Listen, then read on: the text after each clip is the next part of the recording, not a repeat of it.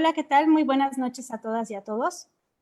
La Dirección Académica del Instituto Cultural de León, a través de la Escuela de Música de León, les da la más cordial bienvenida a la charla Música y Comunicación a cargo del maestro Paulo Sergio Tobar Gómez. Me permito hablar un poquito sobre la trayectoria del maestro. Él es egresado de composición por la Universidad de Guanajuato y licenciado en Ciencias de la Comunicación por la Universidad de La Salle Bajío. También es miembro activo de proyectos como Cuarteto Solar, donde es intérprete, Tango Insurgentes, donde es intérprete, compositor y arreglista, y la Sinfonieta MIC, donde es intérprete. Se ha desempeñado como contrabajista de jazz y orquesta y como bajista eléctrico en la música popular por más de 15 años. Ha estudiado el bajo con maestros de talla internacional como Óscar Argumedo, Carlos Payán, el maestro Mario Gustavo Rosales, Abraham Laboriel, Agustín Bernal. Sus estudios en composición han sido bajo la tutela de maestros como Roberto Morales Manzanares, Víctor Ibarra, Javier Álvarez, Philip Monroy, Ana Lara Manuel Díaz, David Hernández Ramos, Jorge Torres Sáenz, entre otros. Estas experiencias lo han llevado a dar cuenta de la importancia de aproximarse a la música con toda la complejidad de un gesto cultural a través de la experiencia oral, vivencial y analítica. Antes de comenzar, quiero invitar a todos los que nos acompañan esta noche a comentar en la transmisión, a hacer preguntas. Estas preguntas se las vamos a hacer llegar al maestro para que las pueda responder. Y pues bueno, sin más preámbulo, maestro, te cedo la palabra. Un gusto, bienvenido. Muchísimas gracias, Gabriela. Muchísimas gracias al Instituto Cultural, a la Escuela de Música de León. Es un gusto estar aquí compartiendo el conocimiento que tengo al respecto del tema con todos ustedes. Gracias a ustedes que están conectados, a toda la audiencia. Y bueno, aprovecho para felicitar por su 36 aniversario a la Escuela de Música de León. Me parece como que es una muy, muy buena propuesta para celebrar, ¿no? El hecho de como hacer más comunidad con los maestros de la misma escuela y con los músicos. Entonces, bueno, pues les agradezco mucho a todos su presencia y a ustedes, a la Escuela de Música por la invitación. Bueno, sin más preámbulo, creo que pues podemos empezar. Les platico rapidísimo. Yo, como ya lo escucharon, yo soy egresado de la Universidad La Salle Bajío, de la carrera en Comunicación, Ciencias de la Comunicación. Y soy egresado de la UG de la licenciatura en composición. Y actualmente estoy un poquito como en búsqueda de conciliar un poco las dos ramas o las dos materias que estudié. Y me he dado cuenta que hay como puntos de convergencia, ¿no? Que me parecen muy, muy importantes y que no están explorados ni desde la perspectiva del comunicólogo hacia el músico, ni del músico hacia el comunicólogo, ¿no? De repente está como un poquito segmentados estas dos disciplinas, ¿no? De repente la música está muy ensimismada en su proceso, en su manera de entenderse, y la comunicación también está como en su parte de investigación social y es un poco más abierta al estudio como de disciplinas artísticas, pero no hay también un acercamiento plenamente musical. Entonces, la idea de esta charla y bueno, la idea, lo que les preparé un poco, es enfocarme. Yo sé que música y comunicación es como un tema súper abierto, entonces es enfocarme básicamente en modelos de comunicación que se utilizaron y se implementaron durante el siglo XX y se teorizaron durante el siglo XX con el afán de estudiar a las audiencias y su recepción hacia los mensajes, ¿no? Pero, bueno, en este caso yo veo que esto, dado que los modelos de comunicación tienen como ciertos elementos que por lo general son inamovibles y más bien se van complejizando. Estoy hablando de un emisor, de un mensajero y de un receptor. Esto puede ser aplicable también al proceso creativo del músico, ¿no? Al proceso creativo, al proceso interpretativo, compositivo y finalmente al proceso de difusión del producto musical. Entonces, por ahí va un poquito mi enfoque. Y bueno, no sé si podemos poner las diapositivas como para empezar a hablar un poquito de cada parte, ¿no?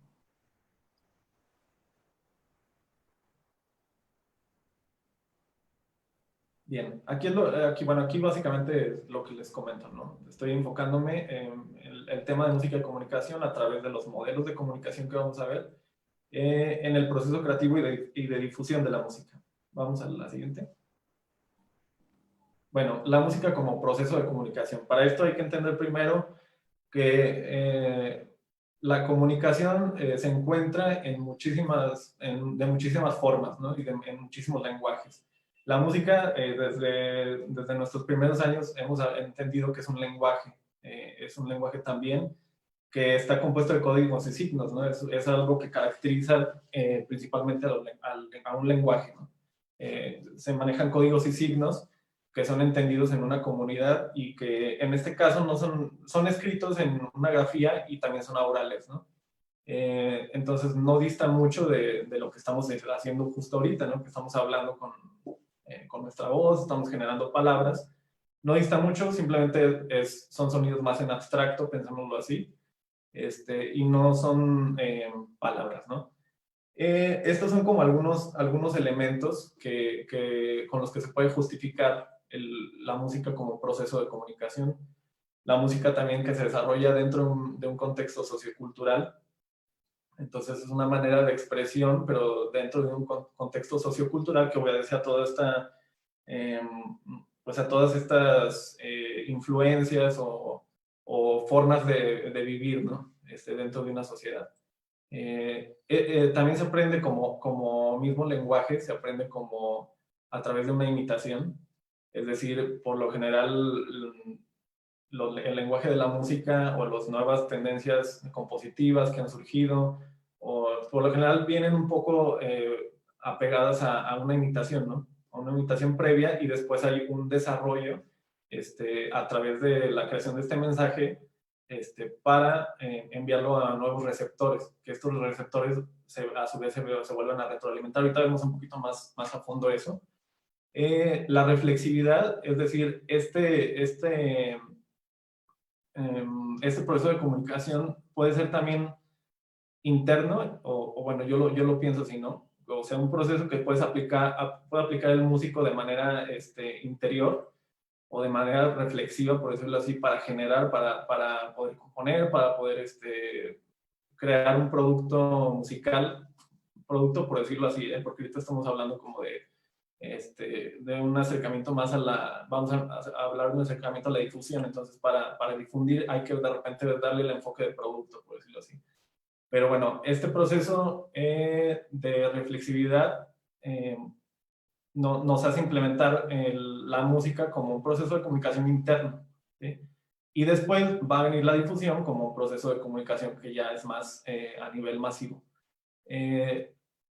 Dentro de lo que vamos a ver en los modelos de comunicación como lo que sería un emisor, vamos a encontrar, pensando musicalmente, yo puse a estos tres actantes, vamos a decirles así, que es el compositor, el intérprete y el improvisador. Digo, las tres personas son músicos, nada más de repente el rol va a variar un poco, ¿no? La manera de interpretar el mensaje o de generar un mensaje es lo que varía un poco. Y bueno, la diferencia entre el intérprete y el ejecutante, creo que aquí va un poco como la importancia de ser conscientes de que nosotros como músicos también estamos mandando un mensaje, ¿no? Comunicativo. Un intérprete por lo general tiene un conocimiento de cómo está formulando ese mensaje musical. Un ejecutante por lo general no, y ese es un problema en el que yo incluso llegué a caer, ¿no? Cuando estudiaba música. Entonces, también como la parte propositiva de esta charla, que me parece que puede ser propositiva, es nada más como hacer énfasis en esta conciencia un poco más plena de lo que es dar un mensaje musical, ¿no? Y no restringirnos a ser nada más como una máquina ejecutante, ¿sí? Esta diferencia entre intérprete y ejecutante la podemos encontrar, se los recomiendo mucho, un libro que se llama Poética Musical de Igor Stravinsky, el compositor Igor Stravinsky, y justamente aborda muchos conceptos muy interesantes. Entre ellos nos pone la diferencia entre intérprete y ejecutante. Ambos tocan un instrumento, la diferencia es que el intérprete entiende el mensaje de lo que está tocando, porque tiene un contexto de lo que está tocando, el ejecutante lee notas, ¿no? Lee notas así de una forma muy, muy como cuadrada, por decirlo así. Podemos pasar a la siguiente diapositiva. Bien. También está como una herramienta de construcción de identidades. Aquí es donde la música puede como verse desde una perspectiva más sociológica. ¿Sí? Los sociólogos de repente están como clavados en este estudio de la construcción de la identidad mediante formas de expresión de un pueblo o de una sociedad. Entonces, esto ahora, hoy en día, lo podemos encontrar a nivel local y a nivel global, ¿no? Es decir, hay identidades que ya obedecen más como una globalización, a un fenómeno de globalización, y hay identidades que siguen todavía reafirmándose, no mucho. De repente el auge que ha habido del tocar sones jarochos, tocar los sones huastecos, tocar la música folclórica, pues es como manera de reafirmar una identidad local, por decirlo así. Y bueno, lo global, pues en México no es por azar del destino, que también tenemos, por ejemplo, grupos de jazz, yo que toco en uno de ellos, aunque no tenga nada que ver de repente en un inicio con nuestra nacionalidad, ¿no? Y bueno, estos elementos son los que influyen la tradición por un lado, ya lo hablamos como en el caso de los sones huastecos, de la música folclórica. La ideología tiene mucho que ver con el músico como emisor del mensaje, qué ideología tiene. Y la academia también, ¿no? De repente la academia es como, tú llegas a estudiar música, ¿cuántas veces nos ha pasado que tú llegas a estudiar música a una escuela con una expectativa y de repente la academia te va moldeando esa expectativa, ¿no? Y te va haciendo como que vayas como, sí, configurando tu ideal, ¿no? De creación o de interpretación. Y finalmente las aspiraciones individuales. De repente yo he conocido personas que están haciendo, no sé, música electroacústica o composiciones muy sui generis, por decirlo así.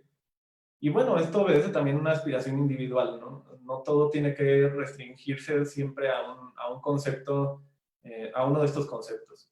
Entonces, bueno, por ahí va un poquito la idea. Podemos pasar a la siguiente. Como lenguaje artístico, ya también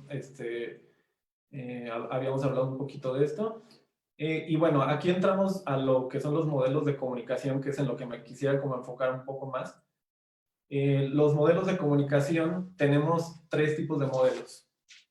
Los modelos de comunicación surgen en el siglo XX, más o menos por ahí de los años 30, 40.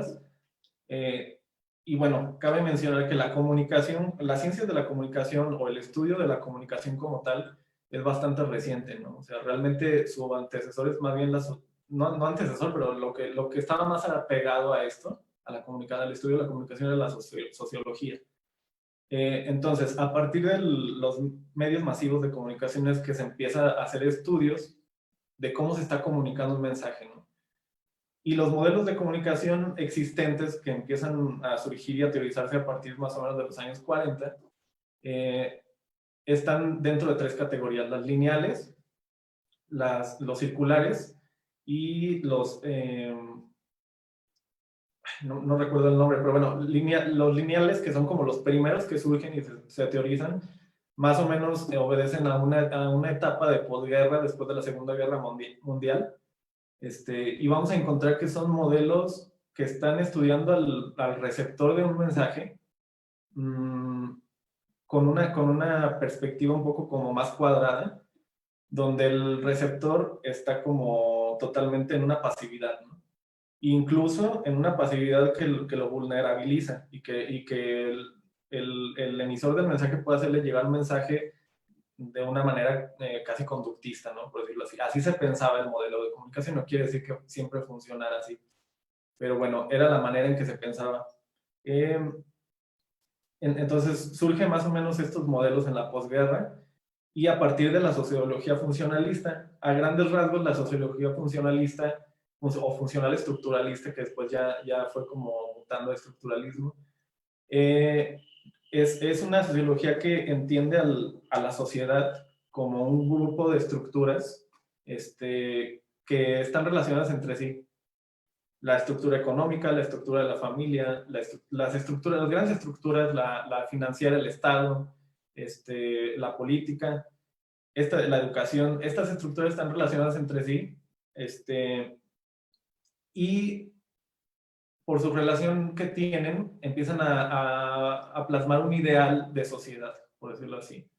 Entonces, en este ideal de sociedad es donde el ciudadano bueno, por ponerlo entre comillas, o el ciudadano óptimo, es donde tiene que encajar, ¿no? Y los modelos de comunicación lineales están inspirados un poco en esta sociología, porque vamos a ver cómo, lo que les decía, ¿no? Cómo empiezan a tratar al emisor o a la persona a la que se le emite el mensaje como una persona pasiva, ¿no? Una persona que está totalmente sometida a lo que un modelo social le va a imponer. Entonces, a esto también, estos modelos están inspirados en estas teorías de la aguja hipodérmica. ¿Qué es esto? O sea, se empezó a teorizar que la información en este tiempo se inyectaba, ¿no? Como si fuese una aguja, una inyección, y el receptor la asumía tal cual, así como una sustancia que lo iba como a configurar en su mecanismo crítico. Y bueno, lo que les digo, estos modelos surgen a partir de la comunicación de masas, que son básicamente los medios masivos de comunicación. Podemos pasar a la siguiente.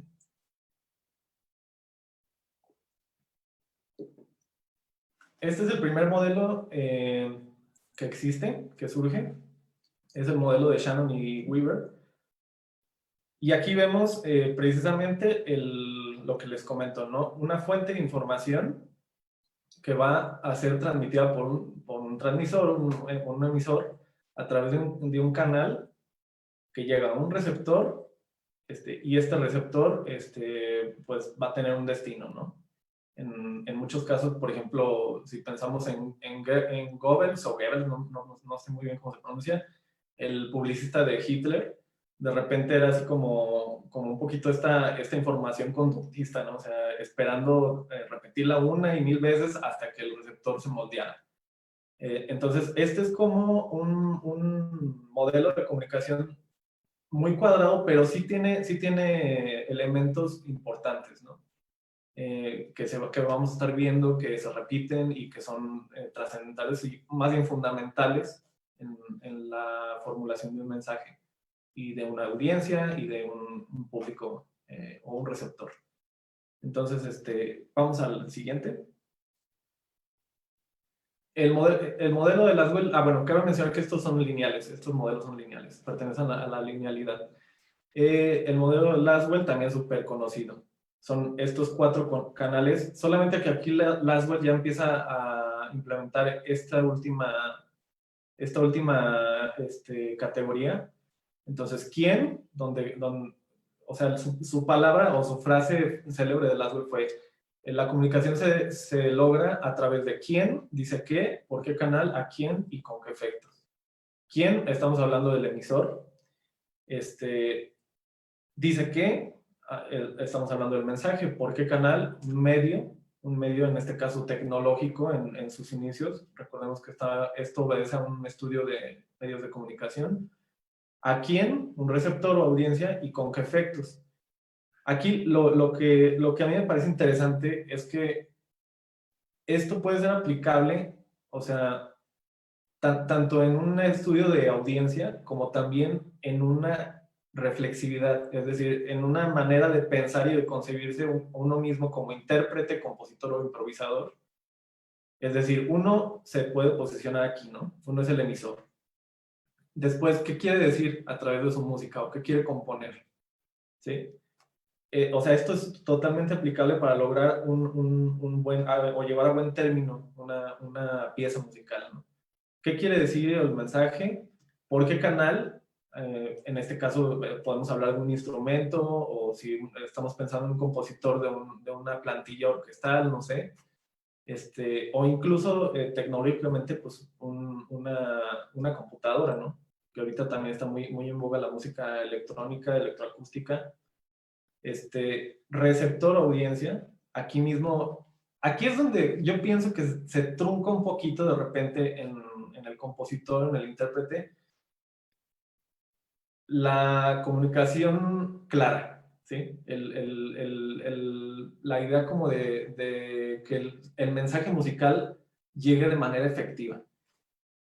¿Por qué? Porque a veces se termina aquí, es decir, el músico de repente se preocupa por los tres primeros, pero cuando estamos hablando del receptor de la audiencia, es como que, ay, pues ya, al que le guste lo que toque, ¿no? O bueno, el que conozca de lo que sé yo, o el que conozca del concierto que voy a tocar. Y ciertamente el público o la audiencia tiene también una responsabilidad de conocer, ¿no? Lo que va a ir a escuchar. Sin embargo, hay formas de que nosotros llevamos a buen término estas tres primeras partes para que a la audiencia le resulte más claro lo que escucha, incluso a sabiendas de que a lo mejor no conoce lo que va a escuchar. No sé si por ahí me explico la idea, pero creo que aquí es donde nos empezamos a truncar un poco como músicos, ¿no? ¿Con qué efectos? Bueno, aquí de repente nos importa, de repente no. Es así como que cómo es que responden las personas o cómo es que respondemos nosotros mismos, ¿no? A lo que tocamos. A veces es como que no estamos muy conformes con el resultado o al mismo público no se siente conforme y hay quien dice, ¿saben qué? Pues me vale, ¿no? O sea, es lo que surgió, es lo que se pudo hacer y va. Entonces, creo que aquí es donde podemos como, bueno, yo pienso en lo personal, yo creo que aquí es donde podemos como enfocarnos un poco más y poner mayor atención, como intérpretes, músicos, improvisadores, ¿no? Podemos ir a la siguiente diapositiva. Bien, hay música que está pegada a estos modelos. Estamos hablando de los modelos lineales y, por ejemplo, si nosotros pensamos en la música que se escuchaba en los 40 a los 50 más o menos en Estados Unidos, que es donde se teorizan estos modelos de comunicación, eh, estamos hablando del swing, por ejemplo. El swing, algunos de los intérpretes de este género son Gershwin, Frank Sinatra, Ray Shaw, Cole Porter. Aquí en México, Luis Arcaraz, por ejemplo, o Tintán, que Tintán ya era más bien una especie como de sátira de lo que era el Gatsby en ese momento, pero bueno, es un poquito todo el paquete vendido, ¿no? No nada más lo musical, sino era como este estilo de vida del Gatsby, de repente escuchamos a cualquiera de estos artistas que tenemos en pantalla y el referente como directo es como este estilo de vida en los rascacielos de Nueva York, en la bohemia, de repente escuchando una big band, trajes fancy, no sé. Y bueno, esto comulgaba, como aquí lo pongo, con la venta completa de la identidad, ¿no? Del Gatsby. Y esto responde también mucho al estilo de vida norteamericano que se vendía, ¿no? Y que se quería, incluso los medios de comunicación masiva, todos los anuncios, que seguían estos mismos modelos lineales de comunicación, están pensados a generar una añoranza o un sueño americano, ¿no? Que siga la audiencia. Entonces, escuchando la música también podemos percibir un poco eso. Vemos cómo se vestía Frank Sinatra, cómo actuaba Cole Porter, y todo era un poco esto, ¿no? Como exaltar el, el, el triunfo norteamericano, ¿no? Como ya habíamos hablado, ante una Segunda Guerra Mundial, ¿no? Que aparentemente fue como ganada por Norteamérica. Entonces, pues es interesante cómo de repente un género musical puede llegar a una línea de seguimiento de estos mismos valores, ¿no? Por decirlo así. Aquí pongo que Tintán era más una sátira de este concepto del Gatsby, porque sí, realmente es más como el Pachuco, ¿no? En México. Es como esta añoranza de querer ser un Gatsby, pero la realidad es totalmente contraria, ¿no? No sé, Gaby, si podemos poner un poquito del primer video para darnos un poquito de idea de lo que estamos hablando en este caso.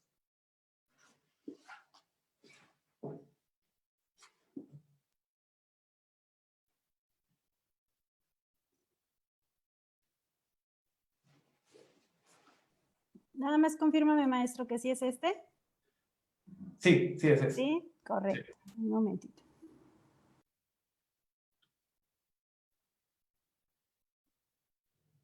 A little bird told her she'd marry, and we believe that it's true. This little bird said she'd have a family. Now tell us what we're gonna do. We'll have a pretty cottage. I'll never love again. I'm so in love with you. I'll never thrill again to somebody new. And get on dreaming if there's a chance that you care.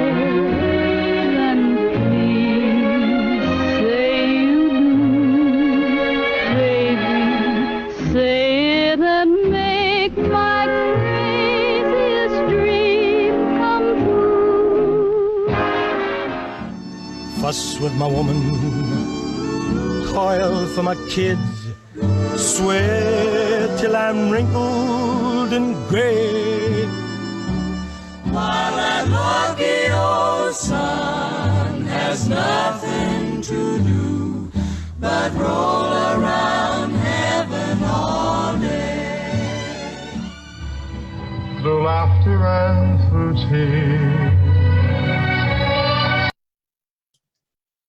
Bueno, entonces si nos damos cuenta, o sea, musicalmente también hay elementos, ¿no? que obedecen un poquito como a este sueño americano, por decirlo así, o a este idilio que se quería como, del que se quería permear la sociedad, ¿no? Vemos, por ejemplo, el uso de los coros, ¿no? El sentido como comunitario siempre y como de idilio. Las canciones totalmente románticas, o si nos fijamos en las orquestaciones, o sea, son similares. Entonces, son también como, musicalmente afecta esta cosmovisión que se tenía, ¿no? De la que hablábamos de funcionalista. ¿Por qué? Porque se empieza como a repetir, se sabe que es efectivo la fórmula orquestal, la fórmula composicional, el tipo de voces, de arreglos de voces, y se empieza a repetir, ¿no? Porque el receptor, perdón, reacciona de una manera favorable a ello. Es lo que quiere, ¿no? Es lo que quiere, es como quiere sentirse. ¿Qué sucede después? Podemos poner la siguiente diapositiva, Gaby. Después lo que pasa es que la sociología empieza también a tener como una especie de giro y empezamos a entrar a lo que se conoce como sociología crítica. Es decir, se empezaron a dar cuenta que los modelos de comunicación y la manera de ver a la sociedad no eran realmente tan cuadradas, ¿no? Y no había un punto como de pasividad siempre en el emisor, sino que había, para que el mensaje fuera como totalmente entendido o concebido, había un elemento que aquí lo vemos, es el feedback, y es una especie de retroalimentación, es decir, el emisor llega y luego interpreta también un poco ese mensaje y lo regresa, ¿no? El receptor, disculpen, el receptor, y lo regresa al emisor. Entonces, los modelos circulares básicamente lo que hacen es poner en duda la concepción conductista que tienen los modelos lineales, las teorías de la aguja hipodérmica, y esto plantea la complejización en el proceso de comunicación, particularmente en la mediación y procesos de influencia mutua. Es decir, el medio también empieza como a tomar importancia. Esto lo vamos a ir viendo a medida que avanzan los años, que el medio empieza a ser importante, al punto que el mismo medio resulta también ser un mensaje, ¿no? Por ahí hay un teórico, no recuerdo bien quién fue el que lo señaló, pero el medio empieza a ser un mensaje también. Vamos a la siguiente. Bien, aquí tenemos ya los mismos elementos que ya habíamos visto. Una fuente de información, un emisor, que transmite un mensaje a través de un canal a un receptor, ¿sí? O a un canal o a un medio, o a través de un medio, perdón, a un receptor. que llega a un destino y este destino a su vez retroalimenta la fuente que va otra vez al emisor, canal, receptor, destino, ¿sí? Entonces ya empieza a cerrarse el ciclo. Y aquí se añade a través de este modelo, déjenme hacer un poquito esto para acá. Ok, hasta a través del modelo de FLIR se añade el ruido, ¿sí? El ruido, que es algo que no se había contemplado, es decir, los mensajes por lo general no llegan de la manera más clara o más óptima. Siempre hay como ruido. En este caso lo ponen como ruido porque están pensando mucho en los medios de comunicación masiva, en el caso de la tele, por ejemplo. Pero este ruido puede ser también un ruido como cognitivo, ¿no? O de percepción de un mensaje. Entonces, es importante ver cómo se va complejizando un poquito. Y bueno, el canal tiene un feedback, ¿sí? El canal empieza como a tener un feedback y este mismo canal empieza también a configurarse de una manera diferente a la hora de transmitir su mensaje. Vamos al siguiente modelo. Aquí tenemos el modelo de Osgood y Schramm, donde el intérprete ya se le empieza a adjudicar también este proceso mental de codificación y de decodificación de un mensaje. Entonces, el intérprete mismo también ya empieza a jugar un papel importante en cómo va a transmitir el mensaje, ¿no? No es nada más una máquina, lo que hablamos, no es una máquina de emitir una información, sino que ya empieza él a través de su bagaje o de su background, empieza a codificar ese mensaje que le llega a otro intérprete. Es decir, ya no tenemos aquí un juego de emisor-receptor, ¿sí? No hay una dualidad tanto, sino que hay un poquito un juego de dos actores. Empieza a ver el emisor también como el receptor, perdón, como un intérprete, ¿no? Entonces, es una circularidad, precisamente, como lo dice su categoría, donde el receptor decodifica una codificación del intérprete y a su vez se vuelve un intérprete que vuelve a codificar un mensaje que le llega al intérprete inicial, pero ahora con un proceso de codificación. Empieza a ser más lo que conocemos como una conversación, sí, real, a nivel masivo. Vamos al siguiente. Este ya es un modelo como un poquito más experimental, empieza a entrar en lo experimental, pero bueno, es el modelo de espiral de Dance, y justamente dice que, o sea, es una figuración un poco conceptual, lo que vemos aquí, pero justamente esta espiral lo que representa es la información, ¿sí? La información que surge y simplemente se va retroalimentando y va generando un círculo cada vez más grande y llega a un punto donde pues es emitida, ¿no? Pero ya la información ya no se ve de una manera lineal nada más. Vamos a lo siguiente. Bueno, ahorita estoy poniendo como géneros que obedecen a estos modelos también, la manera en que se creaban los géneros o se componían las canciones que obedecen a estos géneros. Pero bueno, esto es realmente también como relativo. No es que un género pertenezca a un modelo de comunicación, sí me gustaría dejar eso en claro, ¿no? Más bien, se puede analizar un género de música con estos modelos, ¿no? Casi cualquier género se puede analizar, no pertenecen tampoco. Sí obedecen un poco a la respuesta de la audiencia, pero no es que pertenezcan exactamente al modelo de comunicación que estamos viendo. Pero bueno, estos obedecen un poco más a lo que es el feedback. El feedback, por ejemplo, el rock clásico, el folk, el bebop, en lo que fue el jazz, y en la música clásica los nacionalismos y las vanguardias empiezan a surgir. Y son justamente una contestación, una contrarrespuesta a las fórmulas que eran efectivas, ¿no? Y que le funcionaba al comercio musical en los 40, 50. Y es una contrarrespuesta, se empieza a dar cuenta que el público no nada más quiere escuchar lo que quiere escuchar, sino que también de repente se dan cuenta de que los están tratando un poco de forma pasiva y empieza a ver pues esto es social, no es musical, pero empieza a haber una revolución y una especie como de cambio o de exigencia de otro contenido. Y bueno, surgen un poco estos géneros. Vamos a escuchar un poquito el segundo video, Gaby, si me hace favor, para ver un poco de lo que hablamos.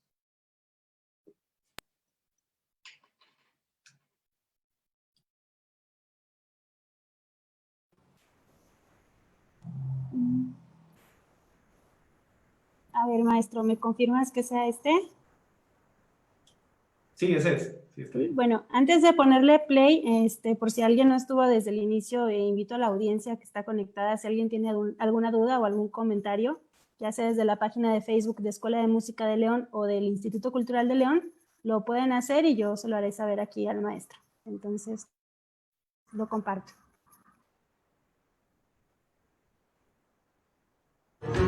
So, my darling, please surrender. All your love so warm and tender. Let me hold you in my arms, dear. While the moon. Cheer up, sleepy Jean. Oh, what can it mean to us?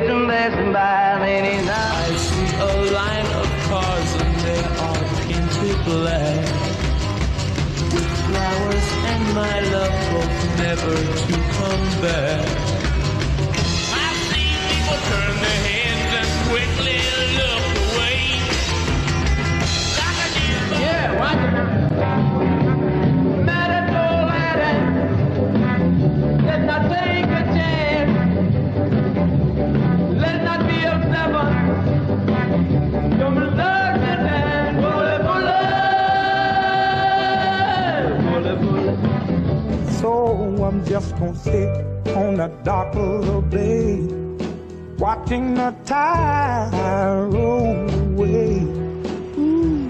I'm sitting on the dock of the bay, wasting time. Sí, gracias, Gaby.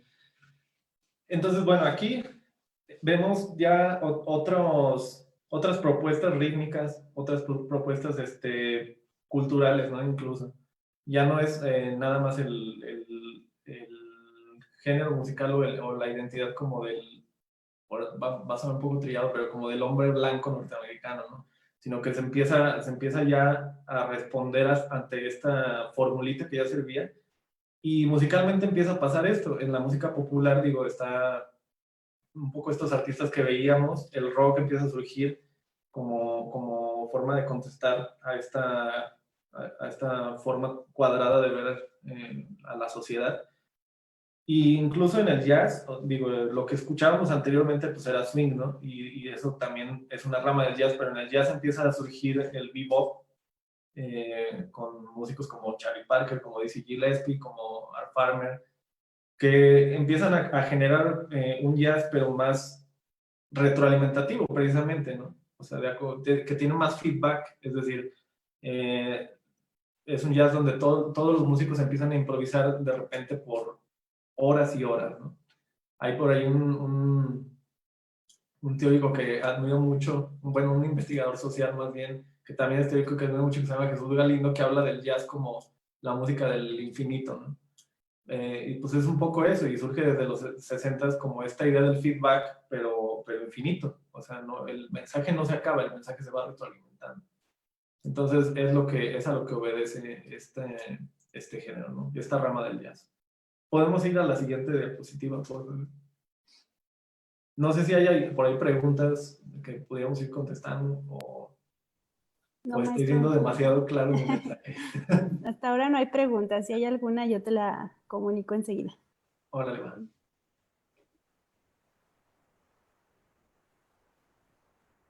Bien. Y llegamos a lo que son los modos reticulares. No me acordaba el nombre, perdón. Pero es donde se empieza a ver la comunicación como una red de difusión. Es decir, la comunicación ya, el mensaje no es algo inmóvil, ¿sí? Sino que es algo que se va a transformar a través de las percepciones de los receptores, a través del medio. El mismo medio ya se empieza a considerar un mensaje. Y la información y significados configuran las actitudes, opiniones y acciones del individuo en sociedad. Es decir, ya todo es una especie como de vorágine activa. Ya no hay un laboratorio donde hay conejillos de indias, ¿no? Que sabemos que pueden reaccionar de manera binaria, con un 0, con un 1, no sé, o dicotómica, sino que ya hay toda una vorágine colectiva, social. Se empieza a entender más lo que es una sociedad, pienso yo, ¿no? Vamos a la siguiente. Bien, este es el modelo, de Newcomb, donde nos empieza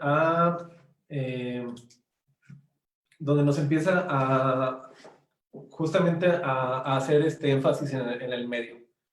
Les voy a leer un poquito de qué va porque sí tiene varios vertientes. Un segundito. Sí, dice, Newcomb trabaja en el campo de la psicosociología. Entonces, ya se empieza a meter más allá con el sujeto, ¿no? Dentro de una sociedad. Psicosociología de la comunicación, y basándose en trabajos de Hegel, plantea el modelo de equilibrio ABX. Son variables ABX, donde los participantes de una conversación son A y B, ¿sí? Y en sus investigaciones plantea que la fase efectiva de aprecio o rechazo de una relación conversacional tiende a articularse sobre el objeto de referencia X. X es una especie como de, lo que están viendo ahí en el modelo, es una especie como de punto de equilibrio donde van a empezar a haber una conciliación, ¿sí? Ya no es una información transmitida de manera directa, sino que ya la misma información puede empezar a cambiar, ¿sí? De modo que cuando se establece este equilibrio entre A, B y X, se establece una relación resistente al cambio, ¿sí? Es decir, la relación entre A, B empieza a ser como retroalimentativa, y X es una especie como de información que puede cambiar o no, pero que está en equilibrio, que está trabajándose con el actor A y B, ¿sí? Un ejemplo de estas conclusiones nos ofrece la impresión general que cuando A compartimos un tema de interés X con alguien B, tenemos más facilidad para el acceso a interpersonal y una base afectiva. Aquí ya también es la idea de estos modelos es que a medida de que funciona esta relación de información entre A y B, también se empieza a dejar entrever un poco la parte interpersonal de los actores A y B, ¿no? Entonces ya no se maneja nada más un flujo de información, sino hay 3 flujos, ¿sí? El de A, el de B y el flujo X. Vamos a la siguiente diapositiva, por favor. Bien, este es el modelo de Graeber. Cada vez estos modelos se hacen mucho más experimentales y más abstractos. Entonces, como que todo va apuntando a la idea de que la información es totalmente, decía, me parece que es Sigmund Bachmann, es líquida, ¿no? Entonces ya no hay realmente una consistencia nítida de la información. Donde hace el acontecimiento, luego hay una selección, un contexto, una disponibilidad. O sea, ya, si se fijan, ya empiezan a entrar en juego factores incluso dentro del medio, ¿no? Aquí, esta barra podemos interpretarla como si fuese el medio o el canal, pero aquí dentro del canal ya hay una selección, un contexto y una disponibilidad, ¿sí? Entonces el acontecimiento llega a 1, que es un acontecimiento modificado, y le llega a M es el otro actante, y luego todo este acontecimiento que recibe M pasa por canales, medios y un control, y hay una forma ya que le está dando A también, ¿sí? El mismo acontecimiento empieza a tomar una forma, que es la variable y hay pues ya una configuración de la información, lo que les digo, ¿no? Ya la información realmente ya no es lo que era en un principio, ¿no? En A como acontecimiento, sino que ya hay un A como contenido, ¿sí? Ya no es un contenido que ya adquirió una forma que pasó a través de todo este proceso. Vamos al siguiente, por favor. Y bueno, esto ya es así como de lo más experimental, que es Wedley, el modelo de Wedley.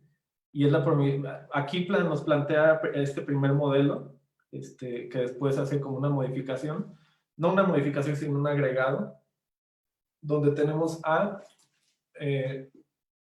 donde tenemos el actante A, el actante B, X es la percepción también de este mensaje, y el actante B retroalimenta A, pero X, aquí vemos cómo es como modificado o configurado por diferentes percepciones, ¿no? Y aquí empieza a hablar de percepciones. A ver, les leo un poquito más sobre para hacer más claro. A ver. En su segundo modelo, Wesley y McLean, que es este modelo que vemos, proponen en el 57 una variante del modelo de Newcomb. Su objetivo era resaltar la complejidad de los procesos de comunicación colectiva y resaltar la necesidad de tratarlos separadamente. En la comunicación colectiva hay un número mayor de fuentes, ¿sí?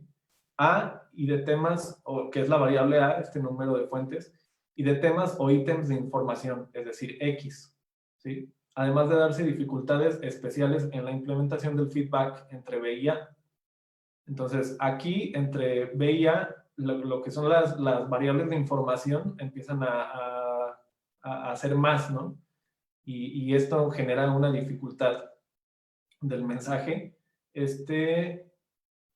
Y bueno, esto nos lleva, para no clavarnos mucho con esto nos va a llevar a la experimentación, por ejemplo, de las expresiones artísticas. En este caso, en la música, tenemos el surgimiento de corrientes como el free jazz, de corrientes como el funk, como la música del rock progresivo, o la improvisación libre, por ejemplo.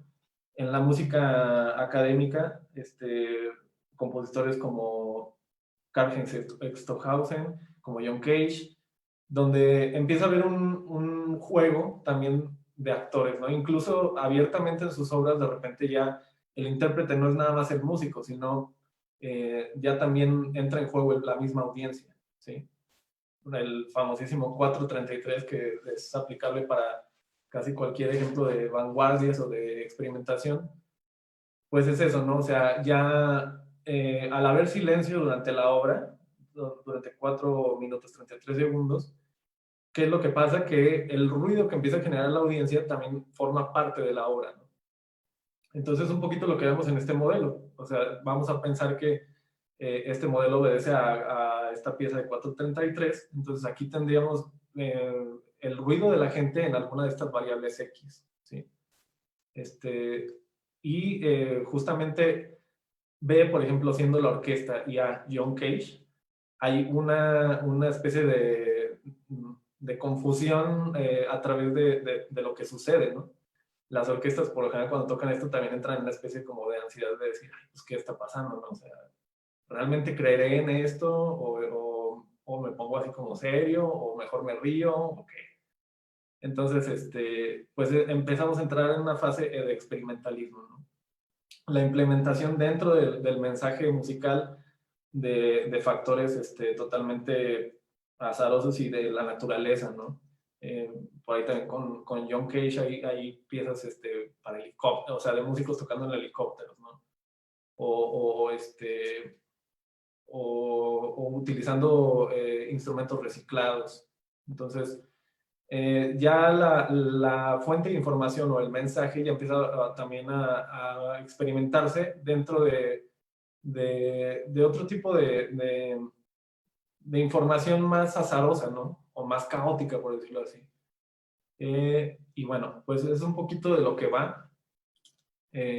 Podemos ver la siguiente diapositiva, que no sé si hay otra, ¿sí? Este es el modelo, como una complejidad más del modelo todavía, ¿sí? Donde ya empieza a meter una variable C, que también a su vez retroalimenta A, pero bueno, francamente ya también estos modelos a mí se me hace que están un poco sobrepensados, pero bueno, igual por aquí pueden también, se podría como analizar a fondo y proponer algún sistema, ¿no? De repente esto se me afigura que puede funcionar muy bien como para pensar en sistemas de composición, que es en la composición ahorita es en lo que se está enfocando, ¿no? La música contemporánea, en encontrar sus propios sistemas y modelos de composición. Entonces, bueno, me parece interesante como hacer mención de estos modelos porque sí creo que pueden, si los volteamos a ver, aunque no están hechos precisamente para el proceso creativo o artístico, si los volteamos a ver nos pueden arrojar como bastantes ideas interesantes. ¿Sí? No recuerdo si puse otra, pero si no, bueno. Bueno, los géneros experimentales que pienso que pueden incluir al receptor como parte de un producto musical o que están apegados a este tipo de modelos, ya lo que les comentaba, ¿no? Un poquito de esto. Si podemos escuchar algo rápido, Gaby, del último video que te mandé, nada más para quienes estén preguntando así como que, ¿qué? ¿Cómo suena esto?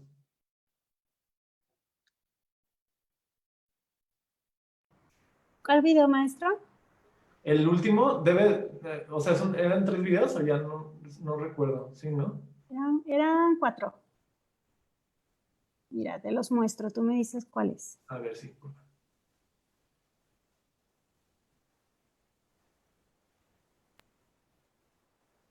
Ajá, ese.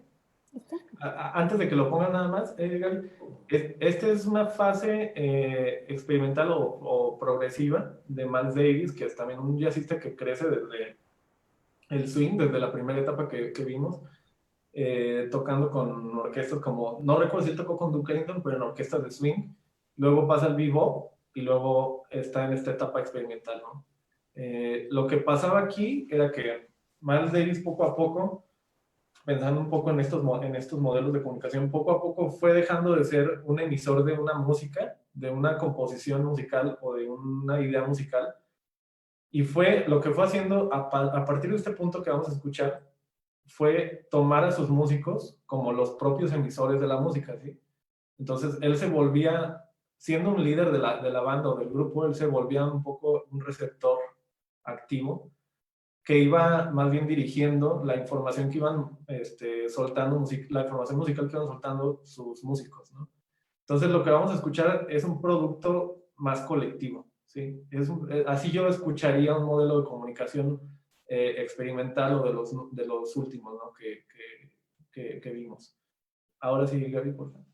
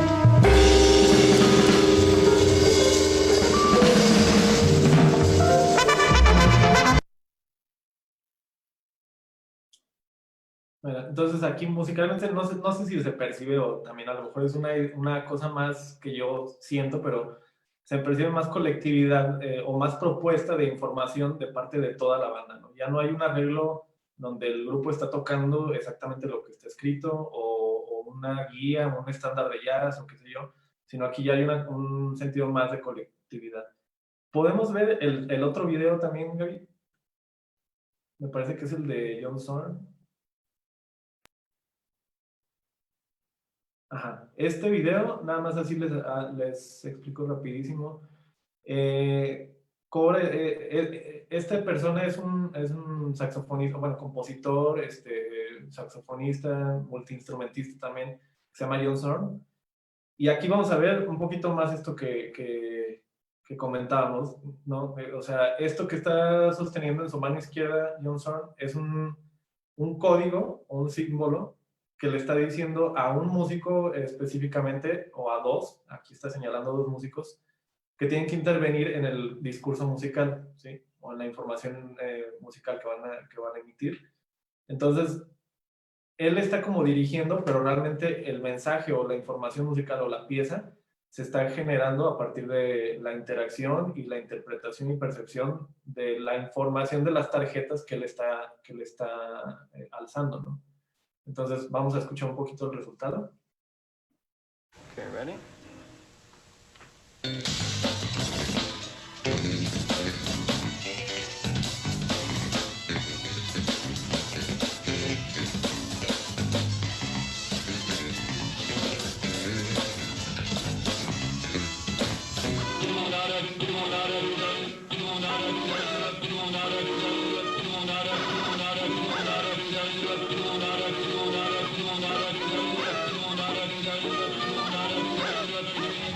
Performance and the press conference is live. Also Thursday.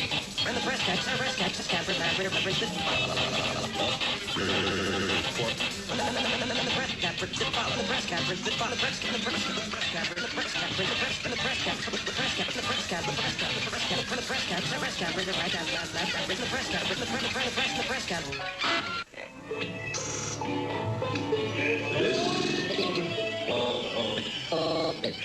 Dave Burkett.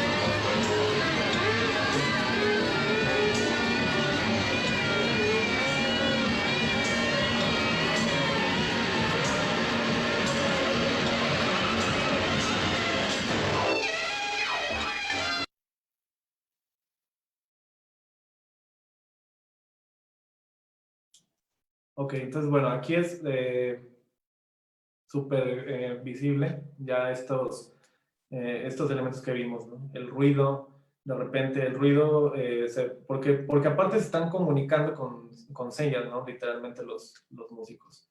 No nada más están tocando y improvisando musicalmente, sino hay aquí una gestualidad con su cuerpo. Entonces, bueno, es un poquito de lo que quería hablarles. No es nada como súper estudiado, ni mucho menos. Es una relación, es un proceso que yo estoy haciendo como de relacionar estas dos disciplinas que estudié y que, bueno, creo que pueden como aportar algo muy importante, ¿no? La una para la otra, si se lo empieza como a observar desde este punto de vista. En este momento fue los modelos de comunicación, pero a lo mejor si nos enfocamos en la lingüística o o en otros elementos de la comunicación y las volteamos a ver a la música, pues pueden surgir cosas muy interesantes, ¿no? Bueno, no sé si tengamos alguna pregunta. Sí, maestro. Mira, pregunta Beatriz Hernández. Bueno, comenta si se puede decir que hoy en día, en época de aislamiento por la pandemia, en donde ahora la interacción es digital, se puede generar ruido de parte del receptor en las composiciones de música contemporánea. Sí, claro. O sea, de hecho el ruido es un elemento que es casi difícil de impedir, ¿no? El ruido yo pienso que está desde el simple hecho de que estamos usando tecnología. Y bueno, como en la música contemporánea, por supuesto, incluso hay compositores contemporáneos que se valen del ruido y que el mismo ruido los sorprende o sea, el ruido, pensándolo como un elemento que está cortando un poco la claridad del mensaje musical que quiere emitir el compositor. Entonces pasa mucho eso también, ¿eh? O sea, yo lo he visto con mis propios maestros y no lo digo en mala onda, sino que también me han enseñado a ver que cuando a veces caes en un error porque hubo un ruido de comunicación en tu composición, de repente ese error puedes tomarlo a favor de lo que estás exponiendo en tu pieza, ¿no? Entonces, no sé si respondí más o menos a la pregunta, Betty, pero bueno, por ese lado sí, por la parte de la pandemia y del uso de las tecnologías, por supuesto, ¿no? Por supuesto que también el ruido es algo que nos está aconteciendo. Los famosos lags que tenemos con el Zoom y todo eso, pues también es un súper ruido, ¿no? Bueno, pregunta Emma Calixto si puedes repetir el autor del libro de poética musical. Sí, como no, es Igor Stravinsky. Igor Stravinsky, y bueno, él no es literato, más bien es un compositor así súper importante del siglo XX, del nacionalismo ruso y aparte de las vanguardias, ¿no? Hizo un estilo de música, una forma de componer muy peculiar y muy importante, ¿no? Y adoctrinante hasta la fecha. Pero sí, es Igor Stravinsky y es una reflexión, es un libro súper pequeñito, es una reflexión sobre estos temas, ¿no? Bueno, pues son todas las preguntas, maestro. No me queda más que, bueno, agradecerle a toda la audiencia por acompañarnos, agradecerte a ti por sumarte a estos festejos por el 36 aniversario de la Escuela de Música de León, por tu valiosa participación. Este video pues se queda colgado en redes sociales para consulta también de la comunidad y todo el público en general. Y bueno, aprovecho para invitar a toda la gente que nos ve a conectarse el día de mañana a las 8 de la noche a la charla impartida por el doctor Alejandro Mercado del Departamento de Estudios Culturales de la Universidad de Guanajuato. Y bueno, en general a estar pendiente de nuestras actividades a través de las redes sociales, la revista Cultural Alternativas. Y bueno, no me queda más que te reitero el agradecimiento, maestro. Un gusto escucharte, un gusto estar aquí con todos, aunque sea a la distancia, y desearles que pasen una buena noche. Muchas gracias. Muchísimas gracias a ustedes, de verdad. Gracias por escuchar también. Gracias.